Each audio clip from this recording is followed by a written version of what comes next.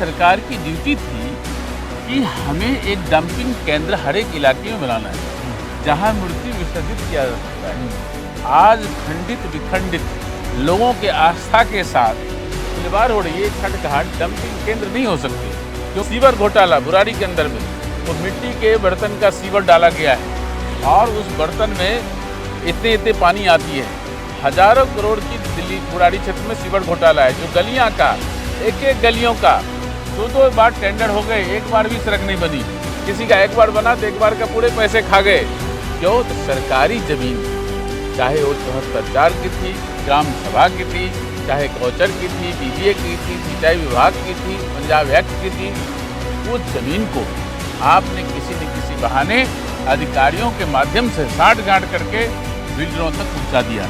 कल बुराड़ी में स्कूल कहाँ बनेंगे, अस्पताल कहाँ बनेंगे, नए पुलिस स्टेशन कहाँ बनेंगे, कहाँ ट्रांसफार्मर लगेंगे, इसके लिए झगड़े हो रहे हैं। आज बुराड़ी क्षेत्र में वो सरकारी सांस्कृतिक केंद्र है जहाँ मैथिली का, भोजपुरी का, उत्तराखंडी का, ग्रामीण हरियाणवी का एक कार्यक्रम आप करा सकते हैं।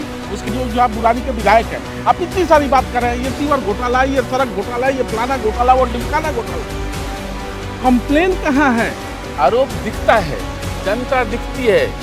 ये सड़क जब बन रही है तो सड़क की नीचे गड्ढा होना चाहिए और 4 इंच बना के 8 इंच की जगह 4 इंच बना देते, 2-4 जगह 8 इंच बना के खोद करके नब्बा देते कि हमने बना दिया। सड़क में मैटेरियल इतनी घटिया होती है। आप जाइए देखिए इब्राहिमपुर का सड़क, जा करके आप वॉच करिए। 3 महीने पहले सड़क बनी है और सड़क टूट गई। आपका विधायक आपके द्वार आ रहा है, जनता उसकी शिकायत नहीं कर रही है, जनता उसको हाथों हाथ दे रही है, फूल माला पहना रही है। 5 महीने बाद चुनाव है। देखिए, जनता जो माला पहना रही है इस बार, वो माला वो पहना रही है जैसे कोई बलि देने के लिए जाते हैं ना, स्नान कराते हैं फिर माला पहनाते हैं। इस बार बलि का माला पहन रहे हैं। आगे फिर हलाल भी वही करेंगे। ये अभी उसी का माला है। उन्हें झटका देंगे। झटका क्या तो मिलेगा, लेकिन आपकी तरफ से क्या नाम है कि है कौन? देखिए, पूरा भारतीय जनता पार्टी है बुराड़ी में और भारतीय जनता पार्टी पिछली बार ही इनको घर में वापस कर दी। लोग से हमें जो केंद्रीय नेतृत्व ने एक नई उम्मीदवार दिए जदयू का, जिससे भारतीय जनता पार्टी के बहुत सारे कार्यकर्ता नाराज भी हुए और बहुत सारे लोग जो है इस पर सहमत भी नहीं हुए। और आज मैं इतना ही निवेदन करूँगा संसद से कि आप नीतीश जी के साथ गठबंधन करिए, उनको कोई सीटें जो देना हो दीजिए। बुराड़ी की सीट पर जब आपको 2019 में भी हमने यहाँ के कार्यकर्ताओं ने 1,06,000 वोटों से जिता के भेजा और पिछली बार भी, इस बार भी 70,000 से अधिक वोटों से जिता के लोकसभा चुनाव में भेजा है मोदी जी के नाम पर। तो उस क्षेत्र को कम से कम दिल्ली का हाईएस्ट वोट है 70,000 एक विधानसभा का लीडिंग का, तो वहाँ भाजपा के कार्यकर्ता चुनाव लड़े और भाजपा के कार्यकर्ता एक बार इनको जो है निश्चित रूप से पटकनी देगी, बहुत अच्छी मार्जिन से देगी।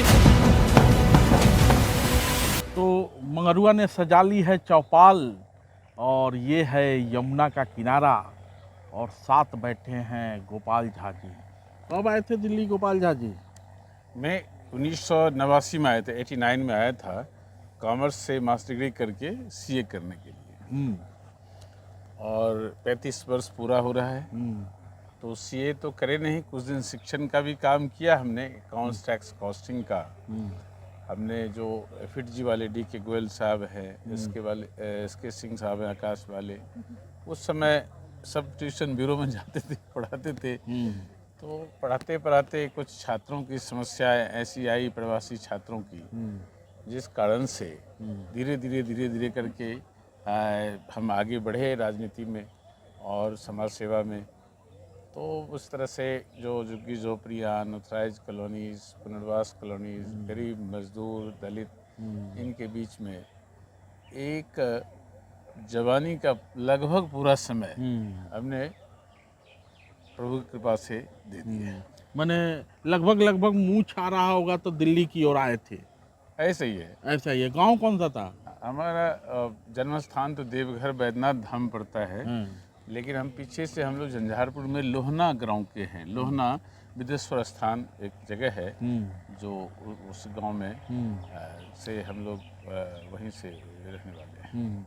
तो लोहना से 1989 में चल के दिल्ली आए। जी दिल्ली। पिताजी को ये आश्वासन देते हुए कि दिल्ली जाऊंगा तो सीए बनूंगा।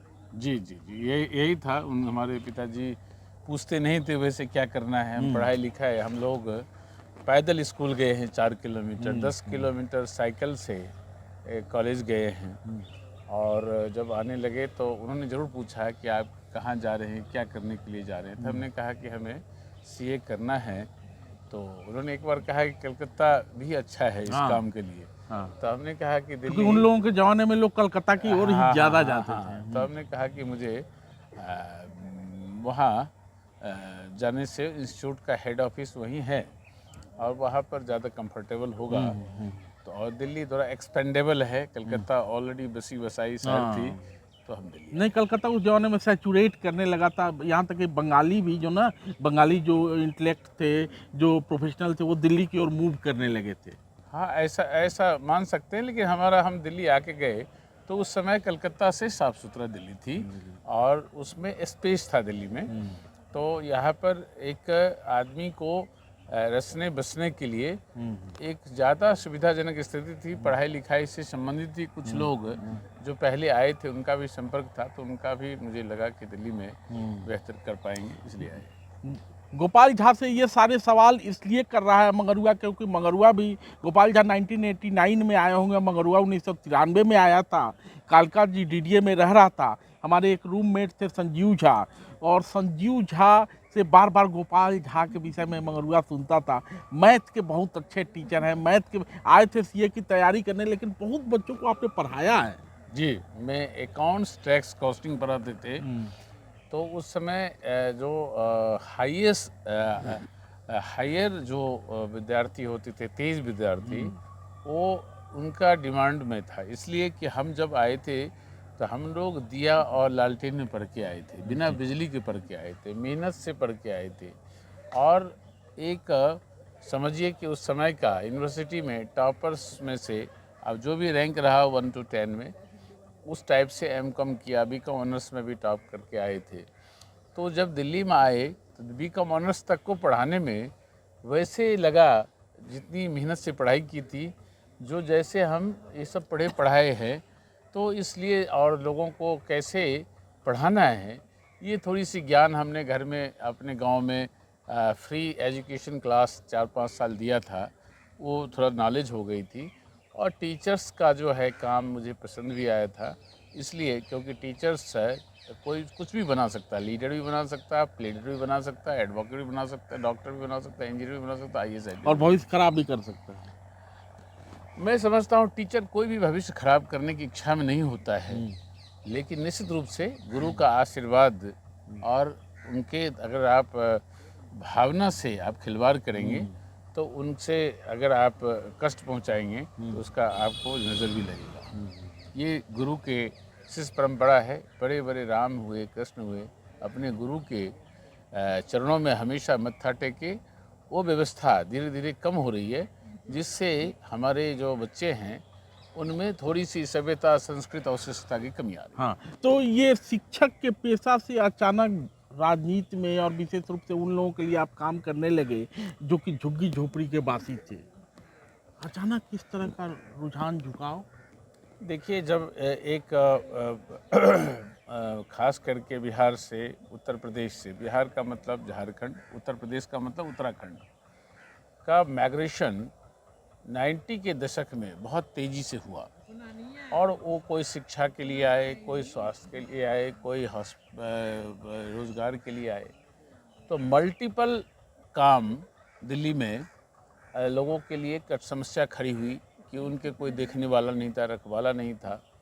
तो उस समय मुझे सौभाग्य और अवसर मिला कुछ सेवा करने की। उसमें झुग्गी झोपड़ी का जब खास करके इन लोगों के लिए जो करते गए, लेकिन जब इन लोगों के लिए हमने तोड़ फोड़ झुग्गियाँ होने लगी, तो झुग्गियों के तोड़ फोड़ के लिए जो एक व्यवस्था थी दिल्ली में कि आप गरीब की ज़रूरत है, मज़दूरों की ज़रूरत है, रिक्शा वाले की ज़रूरत है, आपको हथौड़ा पीटने वाले की ज़रूरत है, आपको सफाई कर्मी की ज़रूरत है, घर में काम वाली की ज़रूरत है। तो उनके लिए सरकार ने कोई मज़दूर केंद्र नहीं बनाए। उतनी तनख्वाह आज भी नहीं देते कि वो किराए के मकान में रह सकते हैं। तो ऐसी परिस्थितियों में अगर वो झुग्गी में बना के कहीं रह रहे हैं तो उनके लिए वैकल्पिक स्थान हो, इसकी लड़ाई हमने शुरुआती में लड़ी, जिसमें माननीय हमारे साथ बीपी सिंह साहब ने बहुत मदद की। उसके बाद उसमें रामविलास पासवान जी ने, स्वर्गीय रामविलास पासवान जी ने, स्वर्गीय जॉर्ज फर्नांडिस साहब ने, वो भी गरीब मजदूर के लीडर रहे, और निषाद साहब ने, कैप्टन जयनारायण प्रसाद निषाद साहब ने, माननीय पूर्व सांसद आनंद मोहन जी ने, हमें उसके साथ दिल्ली के जो वरिष्ठ नेता थे मदन लाल खुराना जी ने, इत्यादि लोगों से हम मदद लेकर के इस लड़ाई को उस समय शुरुआती दौर में हमने अपनी मजबूती ली और इस कार्य में सफल हुए कि आज सभी पार्टी कह रही है जहाँ झुग्गी वहीं मकान। तो गोपाल झा जी, आप बात कर रहे थे कि अब सारे दल लगभग ये बात करने लगे हैं जहाँ झुग्गी वहीं मकान जी। और ये लड़ाई आप मतलब कि ये कौन सा 90 से लेके 2000 का दशक रहा होगा? हाँ, मतलब ये 91 से शुरू हो गया था और 2004, 5, 6 तक ये किसी ने नहीं कहा कि जहाँ झुग्गी वहाँ मकान। और झुग्गियों तोड़ करके कुछ जगह मिले, पहले जो जहांगीरपुरी, मंगोलपुरी, सुल्तानपुरी, दक्षिणपुरी इत्यादि कॉलोनी जो बसी, वो हम लोगों से समय से पूर्व बसी, वो उसमें 22 गज की जगह दी गई। आज भी उसकी मालिकाना हक नहीं मिला है। हमारे दरमियान में फिर 18 गज जगह दी गई, जिसमें बबाना है, मदनपुर खादर है, बलसबा है, घेवरा है इत्यादि कॉलोनी जो नए जगह मिली यहाँ हमारे नरेला में बसे झुग्गियाँ। तो उस समय 18 गज के बाद फिर से 12 गज पर आ गया कि 12 गज देंगे। हाँ, इसीलिए भलसवा में 18 गज भी है और 12 गज भी है। हाँ, 12 गज भी है। तो उसमें उसी में लोग काफ़ी ये करते थे कि एक घोटाला भी किए। उसमें अशोक मल्होत्रा दिल्ली में जो बीपी सिंह साहब ने कार्ड दिया था, एक टोकन दिया था, उसको नकली बनवा करके और वो ज़मीन अलॉट करवाए कई कॉलोनी में। आज भी उनकी जगह और मकान स्थित हैं, जिस पर कोई बड़ी इंक्वायरी नहीं हो पाई। हमने लाख कोशिश की, नहीं हो पाई। कुछ दिन तो जेल गए, लेकिन वो निकल के आ गए 3 महीने में। और उस जगह के घोटाले के बाद जो है उसमें उन पर कार्रवाई नहीं हुई, इससे हम बहुत निराश हुए, क्योंकि वो आदमी हमारे पास आदमी भेजा था कि भाई आप अपना कंप्लेन वापस ले लें, हम आपको कुछ आर्थिक मदद कर देंगे। हमने उनको ठुकरा दिया था। तो ऐसे संघर्ष रही उस समय का। उसके अलावे जो हॉस्पिटल केसेस हैं, बिहार से आते हैं ट्रीटमेंट के लिए, उत्तर प्रदेश से भी आते हैं, लेकिन सबसे ज़्यादा लोग मेरे पास बिहार से आते हैं। जो बुराड़ी के इलाके के लोग हैं उसमें सभी वर्ग के लोग आते हैं। ये कैसे लगा कि बुराड़ी में आप अपना अंगरसा पाँव जमा सकते हैं? देखिए, पहले ये बुराड़ी भलसबा जहांगीरपुरी विधानसभा क्षेत्र था, जिसमें जहांगीरपुरी का B block, ji block, I block, के ब्लॉक, ITI झुग्गी, भलसबा गांव, D block, double E block से लेकर के इवन भलसबा जो डेरी है, भलसबा पुनर्वास है, वहाँ से लेकर के बुराड़ी क्षेत्र होता था। तो उस समय 93 में यहाँ से पहली बार विधानसभा चुनाव हुई और उसमें यहाँ से इंडिपेंडेंट जीते कालू भैया, जो गरीबों के मशहूर नेता थे। बीजेपी की यहाँ पाँव नहीं जमी हुई थी। तो 2003 के बाद 1993 के बाद 98 में भी वो सेकेंड किया, 2003 में भी सेकेंड किया। तो यहाँ पर बीजेपी 2003 में 4th किया था। पहले नंबर पर बीजेपी जिले सेकेंड किया, मतलब क्या कहना चाह रहे हैं? कालू भैया ने सेकेंड रनिंग थी 2003 तक, वही रहे, रनर वो रहे। 3 में तो BSP 3rd में थी, बीजेपी 4th में थी। तो इस तरह से यहाँ बीजेपी का कोई खास हम जनाधार नहीं देख रहे थे।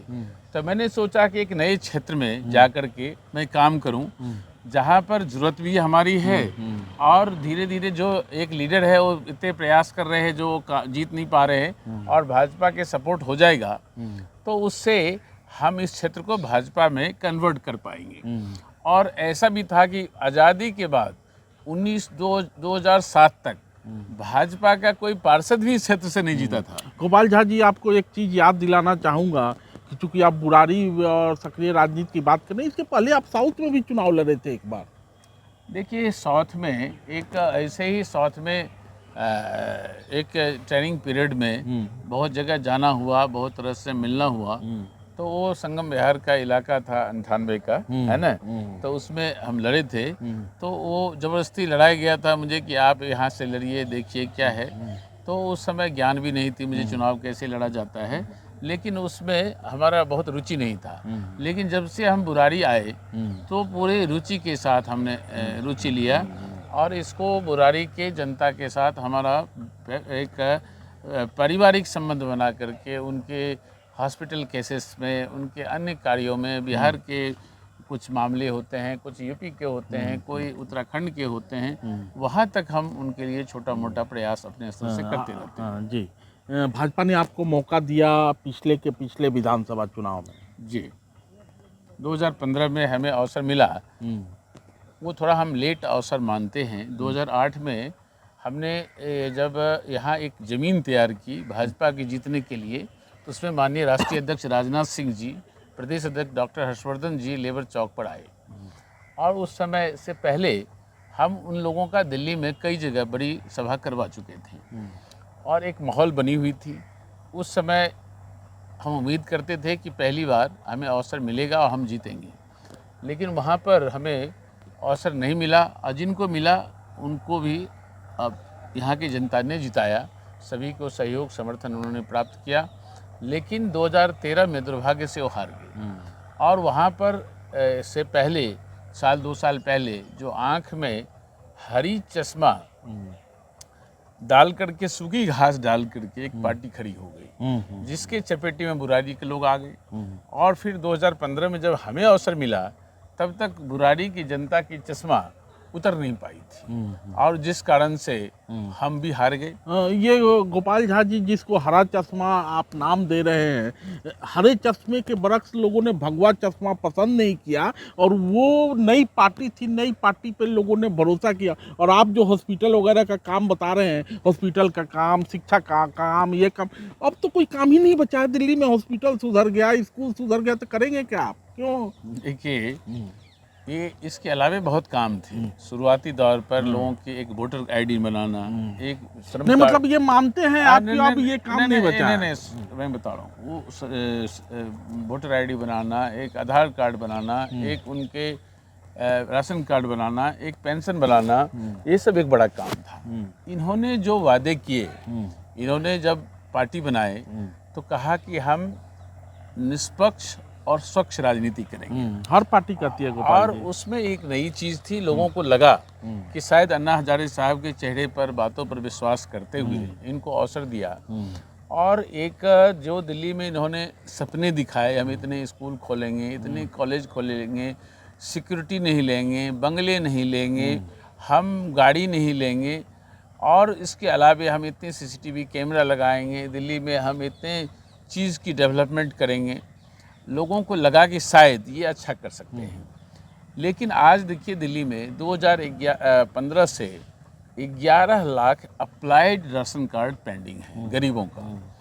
बुराड़ी क्षेत्र के अंदर में कम से कम 50,000 आवेदन पेंडिंग है, जिसकी राशन कार्ड आवश्यक है, नहीं बन पा रही है। कुछ राशन कार्ड ऐसे हैं जिनके परिवार में 1-2 लोगों का बना हुआ नाम है, बाकी 6-8 लोगों का नाम नहीं है। उसके अलावे आज जो बुराड़ी के अंदर में एक अस्पताल बनी, अस्पताल के लिए कितने प्रयास से अस्पताल बनी, 600 बेड बनेंगे, बोले हम इतने लंबे चौड़े करेंगे, अस्पताल कंस्ट्रक्टेड है, कितने स्पेशलिस्ट बैठते हैं, कितने इलाज होता है। कुछ लोग तो ये भी कह रहा है कि वो ओयो केंद्र बन गया है, बहुत सारे वीडियो अस्पताल से आते रहते हैं। ये जो आए हैं वो सबके सार्वजनिक है, ये हमें कहने की जरूरत नहीं है। ये मीडिया में प्रसारित हुई, हमारे पास कोई ठोस सबूत नहीं है इस बात का, लेकिन जो प्रचार प्रसार हुआ उसी माध्यम से हमने भी देखा, सुना, समझा। उससे ज़्यादा करप्शन ये है कि वहाँ ठेकेदार गरीब सिक्योरिटी गार्ड को 1 साल के लिए अपॉइंट करते हैं, उससे 30,000, 40,000, 50,000 रुपये लेते हैं। कोई एक छोटे से महिला सिक्योरिटी गार्ड हैं, गरीब हैं, विडो हैं, उनसे लेकर के फिर 1 साल के बाद निकालते हैं, मजबूरी में उनसे उनका अनुचित लाभ लेते हैं, ये मुझे पता चला है। उसके अलावे जो बुराड़ी के अंदर में अन्य जन समस्या है, उसमें सबसे बड़ी समस्या है यहाँ पर ट्रैफिक जाम। जो बुराड़ी रोड है, अभी जब हमारे अपने ट्रैफिक कमिश्नर साहब थे, तो उनको नुजरत हुसैन साहब का ताज हसन साहब, तो उनसे हमने चर्चा की। उन्होंने स्पेशल सीपी भेजा मेरे पास और वो जॉइंट सीपी, और उन्होंने सर्वे किया बुराड़ी को। तो उन्होंने एक बुराड़ी पेट्रोल पंप के सामने बैरिकेटिंग किया, पूरे रास्ता बंद किया, और उन्होंने बुराड़ी लालवती से लेके शालीमार पैलेस तक फ्लाईओवर बनाने के सुझाव दिए। नीचे में 11 अंडरपास बनाने के लिए विथ टॉयलेट्स, क्योंकि आप देखेंगे मार्केट में कहीं टॉयलेट्स नहीं है। यहाँ से वहाँ तक कोई भी दुकानदार नहीं चाहते हमारे घर के आगे कोई टॉयलेट बने। बुराड़ी के हाई टेंशन तार थे, रोड पर तार हैं, प्लांट्स हैं, उनको हटाने की बात हुई और कुछ भी नहीं हुआ। उसके अलावे जो बुराड़ी की समस्या बढ़ी, आज पार्किंग की सबसे बड़ी दूसरी बड़ी समस्या है बुराड़ी के अंदर में। वाटर लॉगिंग की तीसरी बड़ी समस्या है बुराड़ी में। उसके अलावे एक इतने बड़े बुराड़ी क्षेत्र होने के बावजूद एक भी फायर स्टेशन नहीं है। तो समस्त बुराड़ी क्षेत्र खुदा हुआ है और ये वाटर लॉगिंग की बात कर रहे हैं। और मंगरुआ जहाँ पे बात कर रहा है गोपाल झा से, ये यमुना का किनारा है और कभी लोगों को ये कहा गया होगा कि ये यमुना घाट बन रहा है, यहाँ लोग आसानी से छठ कर सकते हैं। लेकिन छठ घाट की स्थिति आप देख सकते हैं, बरसात लगभग ख़त्म हो गई है और ज़रा दिखाओ ये छठ घाट में क्या स्थिति है और किस तरह से जल जमाव है। मैं कहूँगा छठ, ये तो निर्मित छठ घाट है। जमुना से, यहाँ से तराई क्षेत्र है, ये 1 किलोमीटर दूरी से जमुना जी जा रही है, जमुना माता। ये एक सुप्रीम कोर्ट ने जमुना में मूर्ति विसर्जन के लिए वर्जित किया। तो दिल्ली सरकार की ड्यूटी थी कि हमें एक डंपिंग केंद्र हर एक इलाके में बनाना है जहां मूर्ति विसर्जित किया जा सकता है। आज खंडित विखंडित लोगों के आस्था के साथ खिलवाड़ हो रही है। छठ घाट डंपिंग केंद्र नहीं हो सकते, क्योंकि यहाँ पर एक छठ होना है महीना को अगले 7 नवंबर को, और ये हालात है कि किस तरह से मूर्तियों को पटका गया है। कल दुर्गा पूजा होने वाली है, दुर्गा माता की मूर्तियाँ कहाँ बसेगी। छठ पूजा सदियों से जमुना के किनारे होती थी, इको फ्रेंडली छठ पूजा होती है, कोई उसमें पॉल्यूशन नहीं होता है। उसको एक कह रहे हैं कि हमें बंद कर दिया किसी संस्था ने, दिल्ली नहीं होने देंगे। क्या सरकार कोर्ट गई? क्या उसके लिए कोशिश की कि भाई इससे कोई, आज नदियों में फैक्ट्रियों के मलबे जाएं वो ठीक है, लेकिन हमारे आस्था के पर्व छठ पर्व को आपने 2 साल 3 साल से छठ किनारे बंद कर रखे हैं। खुदाई की बात कर रहे हैं। एक बुराड़ी क्षेत्र में कौन सी कॉलोनी या कौन सी गलियां हैं जो खुदी नहीं पड़ी है? तो विधायक जी जो 4 साल से लगातार थे, उसके पहले भी विधायक थे, तो विधायक जी तो 4 साल तो दिख नहीं रहते, लेकिन अब विधायक जी नमूदार हो रहे हैं, संजीव झा जी। और लेकिन कह रहे हैं कि जब तक खुदेगा नहीं तब तक बनेगा कैसे? तो आपको खुदाई से इतनी परेशानी क्यों है? देखिए, खुदाई का मतलब ये होता है कि पूरे एक ही बार खोद देंगे, 1 बरस तक आप बनाते रहेंगे। अगर आपको बनाना है तो एक खोदिए, एक बनाइए, फिर दूसरा खोदिए। आप पूरे बुराड़ी क्षेत्र को एक बार खोद दिए, आपके घर के आगे आप कितने लोगों के टांग टूटते हैं, हाथ टूटते हैं, कितने लोगों घर में गाड़ी के नीचे टूटती है, सड़क पर चलना मुश्किल है। उसके अलावे वाटर लॉगिंग होती है। तो आपके जब सीवर घोटाला बुराड़ी के अंदर में, वो मिट्टी के बर्तन का सीवर डाला गया है और उस बर्तन में इतने पानी आती है। हजारों करोड़ की दिल्ली बुराड़ी क्षेत्र में सीवर घोटाला है, जो गलियां का, एक गलियों का 2 बार टेंडर हो गए, एक बार भी सड़क नहीं बनी। किसी का एक बार बना तो एक बार का पूरे पैसे खा गए। आज बुराड़ी क्षेत्र में कोई सरकारी सांस्कृतिक केंद्र है जहां मैथिली का, भोजपुरी का, उत्तराखंडी का, ग्रामीण हरियाणवी का एक कार्यक्रम आप करा सकते हैं? उसके लिए निजी जगह बुक करना पड़ेगा। बच्चियों की शादी के लिए कोई भी आप बता दीजिए कि कौन सा कम्युनिटी हॉल है बुराड़ी क्षेत्र में जहां पर आप काम करवा सकते हैं। क्यों? तो सरकारी ज़मीन, चाहे वो 74/4 की थी, ग्राम सभा की थी, चाहे गौचर की थी, डीडीए की थी, सिंचाई विभाग की थी, पंजाब एक्ट की थी, उस ज़मीन को आपने किसी न किसी बहाने अधिकारियों के माध्यम से साठ-गांठ करके बिल्डरों तक पहुंचा दिया। कल बुराड़ी में स्कूल कहाँ बनेंगे, अस्पताल कहाँ बनेंगे, नए पुलिस स्टेशन कहाँ बनेंगे, कहाँ ट्रांसफार्मर लगेंगे, इसके लिए झगड़े हो रहे हैं। बुराड़ी क्षेत्र को एक लावारिस क्षेत्र है जहाँ पर कोई वारिस नहीं है, हर एक लोग आके मुंह मारता है। जितनी अधिकारी जिस भी विभाग के हैं, हम पुलिस की भी बात करते हैं, तो जो ठेके हैं अंदर में बंद हुए जब से, तब से गलियों में शराब के ठेके खुल गए। और अगर कोई कंप्लेन करता है, गोपाल झा जी, इतना सारा आरोप आप लगा रहे हैं और एक सिंपल सा आरोप केजरीवाल बार बार लगाते हैं और कहते हैं कि जांच एजेंसी आपके पास है, सब कुछ आपके पास है, आपको कुछ मिलता ही नहीं है, आप खाली आरोप लगाते हैं, हवा बनाते हैं। जैसे केजरीवाल को हवा बना बना के आपने 177 दिन तक जेल में रखा और मिला कुछ नहीं। संजीव झा पे आप बुरारी को, संजीव झा बुरारी के विधायक हैं, आप इतनी सारी बात कर रहे हैं, ये सीवर घोटाला, ये सड़क घोटाला, ये फलाना घोटाला, वो ढिमकाना घोटाला। कंप्लेन कहाँ है? एक सामाजिक कार्यकर्ता के नाते, एक राजनीतिक कार्यकर्ता के नाते कंप्लेन कहाँ है? और अगर कंप्लेन है तो जिस दल से आप हैं उसी की जांच एजेंसियां हैं। हालांकि जांच एजेंसी किसी की नहीं होती, लेकिन सामने वाली पार्टी तो ये कहती है ना कि जांच एजेंसी आपके पास है, तो आखिर ये सब आपके नाक के नीचे, उपराज्यपाल के नाक के नीचे ये सारे घोटाले कैसे हो रहे हैं? देखिए, जो सीवर बना रही है, फ्लड बना, वो अपने जल बोर्ड बना रही है, उसकी जांच चल रही है।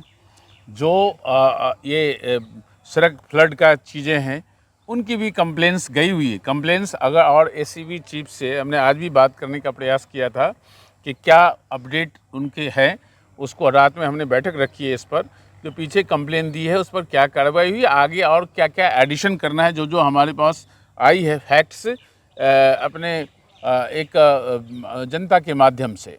और हम कुछ कहेंगे, घोटाला की बात छोड़िए, जितनी आरोप लगाए हैं उस आरोप को सिद्ध करने में समय लगता है। कोई भी आरोपी ये नहीं कहता कि मैं बेईमान हूँ, और उसको आरोप दिखता है, जनता दिखती है कि सड़क जब बन रही है तो सड़क की इतनी नीचे गड्ढा होना चाहिए, और 4 इंच बना के 8 इंच की जगह 4 इंच बना देते, 2-4 जगह 8 इंच बना के खोद करके नब्बा देते कि हमने बना दिया। सड़क में मटेरियल इतनी घटिया होती है। आप जाइए देखिए इब्राहिमपुर का सड़क, जा करके आप वॉच करिए, 3 महीने पहले सड़क बनी है और सड़क टूट गई। अरे हमको जाके वॉच करने की जरूरत गोपाल झा जी तब रहती जब क्या नाम है कि विधायक हमारे घर नहीं आ रहा होता। आपका विधायक आपके द्वार आ रहा है, जनता उसकी शिकायत नहीं कर रही है, जनता उसको हाथों हाथ ले रही है, फूल माला पहना रही है। 5 महीने बाद चुनाव है। देखिए, जनता जो माला पहना रही है इस बार, वो माला वो पहना रही है जैसे कोई बलि देने के लिए जाते हैं ना, स्नान कराते हैं फिर माला पहनाते हैं, तो इस बार वो बलि का माला पहन रहे हैं। और अभी हमारे पार्टी ने कोई उम्मीदवार तय नहीं किए हैं, और जब तय नहीं किया, अभी तो एकलौता है, उसके पास कोई राइवल नहीं है।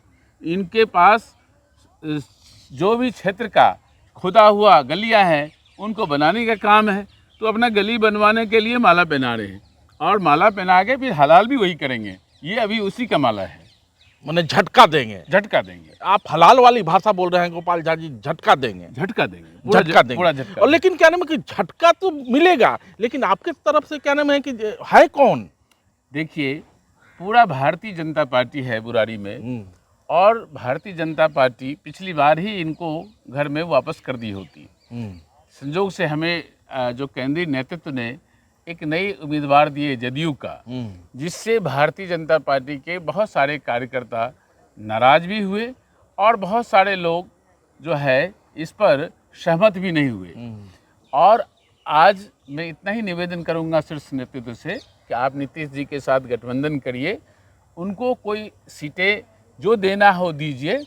बुरारी की सीट पर जब आपको 2019 में भी हमने यहाँ के कार्यकर्ताओं ने 1,06,000 वोटों से जिता के भेजा, और पिछली बार भी, इस बार भी 70,000 से अधिक वोटों से जिता के लोकसभा चुनाव में भेजा है मोदी जी के नाम पर, तो उस क्षेत्र को कम से कम, दिल्ली का हाईएस्ट वोट है ये 70,000 एक विधानसभा का लीडिंग का, तो वहाँ भाजपा के कार्यकर्ता चुनाव लड़े, और भाजपा के कार्यकर्ता एक बार इनको जो है निश्चित रूप से पटकनी देगी, बहुत अच्छी मार्जिन से देगी। और बुराड़ी के जनता ने मूड बना रखा है कि इनको इस बार किसी हालत में हमें नहीं बकसना है। हमारे पास भी लोग आते हैं 150 डेली, जो अपने दुख दर्द सुनाते हैं, जो समझदार लोग हैं, उनके मन में इसके लिए जरा सा भी प्रेम नहीं बचा हुआ है। लेकिन शैलेंद्र कुमार जो जदयू के यहाँ राष्ट्रीय ये दिल्ली के अध्यक्ष हैं, वही लड़े थे पिछली बार, उनके भी कार्यक्रम चल रहे हैं, हर व्यक्ति अपना प्रयास करता है, बात बनेगी निश्चित रूप से। देखिए, हमारे नीतीश कुमार जी के साथ पार्टी के गठबंधन है, और वो एक बार चुनाव लड़े, लेकिन वो टिक नहीं पाए दिल यहाँ पर।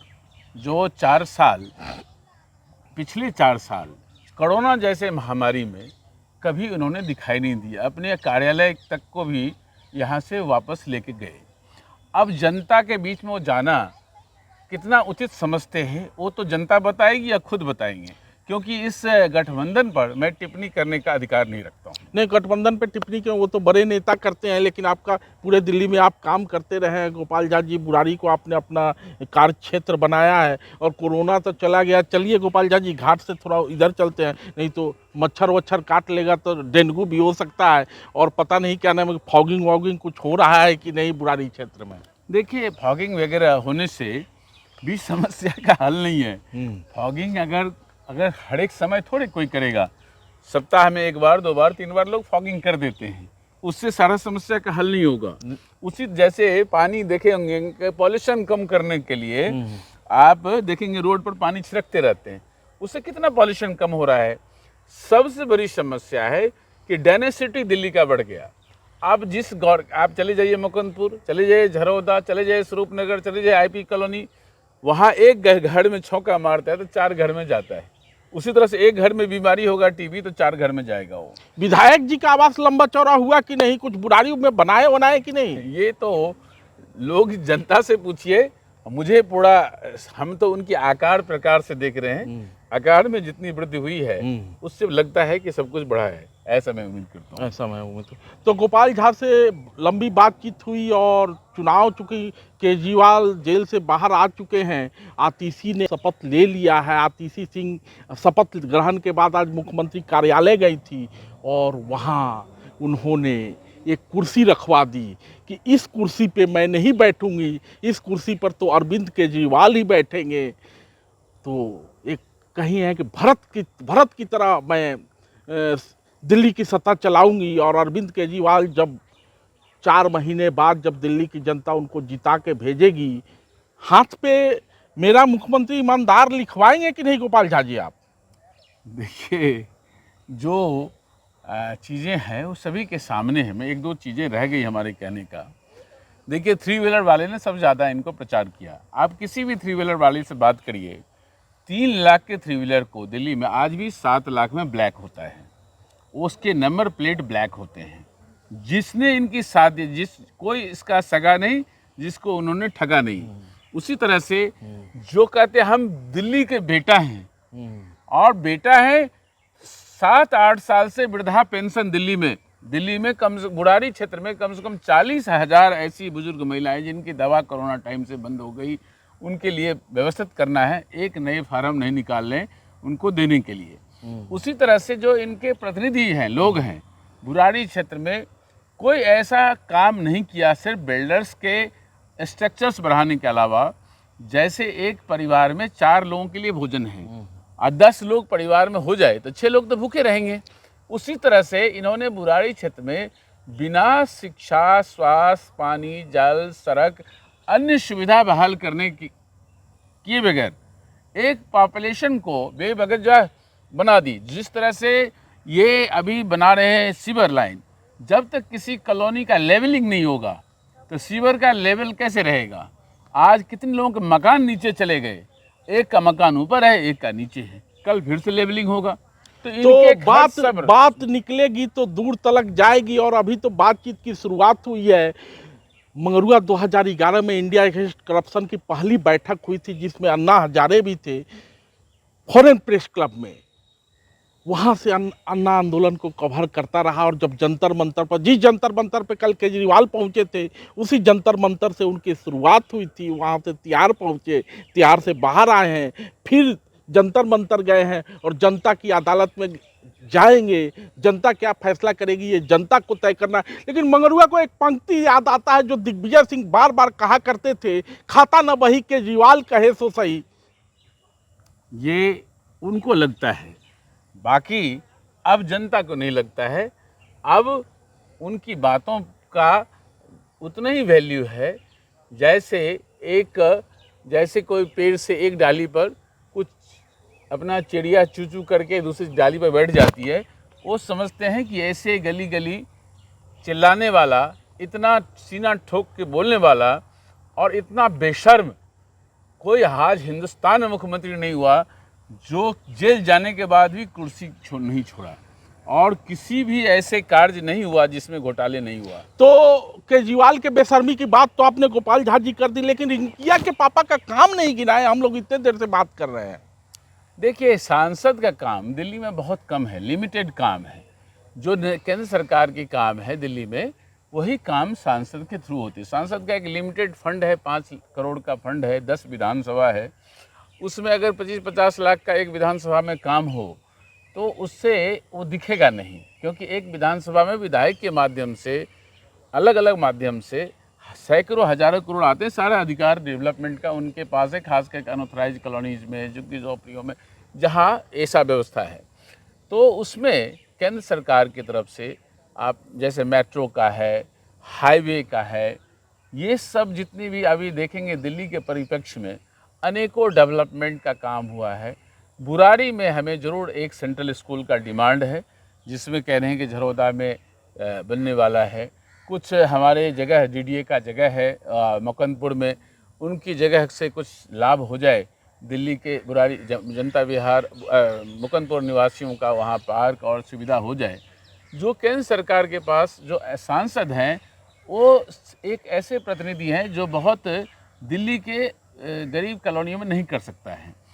फिर भी मैं समझता हूँ देश हित में जो मोदी जी जितना ने किया है, देश को जितना नाम ऊंचा किया है, हमारे सेना को जितना मजबूत किया है, धारा 370 हटाया है, राम मंदिर बनाया है, और जो भी देश की आर्थिक व्यवस्था को सुधारा है, करप्शंस में कमी लाया है, ये सारा काम देश की जनता उनके लिए आभारी है।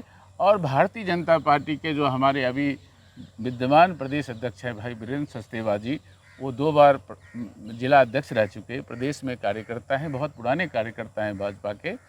वो कार्यकर्ता से अध्यक्ष बने हैं, एक कार्यकर्ता ही हैं। उनके सूझबूझ से दिल्ली में जो भी कठिनाइयाँ हैं वो धीरे धीरे बहुत कम हुई है। हाँ, ये ज़रूर है कि हमारे सांसद का भी कुछ शिकायत होगा तो मैं, अगर उसको शिकायत करेगा तो मैं उसको सहर्ष स्वीकार करता हूँ। लेकिन काम के मामले में मैं उनको क्लियर बताना चाहता हूँ, जो ये गली कुची, नाली खरंजा, पानी, बिजली, ये सारा दिल्ली सरकार का काम है, इसमें एमपी साहब का कोई लेना नहीं है। तो काम करे केजरीवाल नाम हो मोदी जी का अपना काम कर रहे हैं मोदी जी, लेकिन दिल्ली में जो काम खराब हो रहा है वो केजरीवाल कर रहा है, जो अच्छा काम हो रहा है देश में वो मोदी जी कर रहे हैं। धन्यवाद।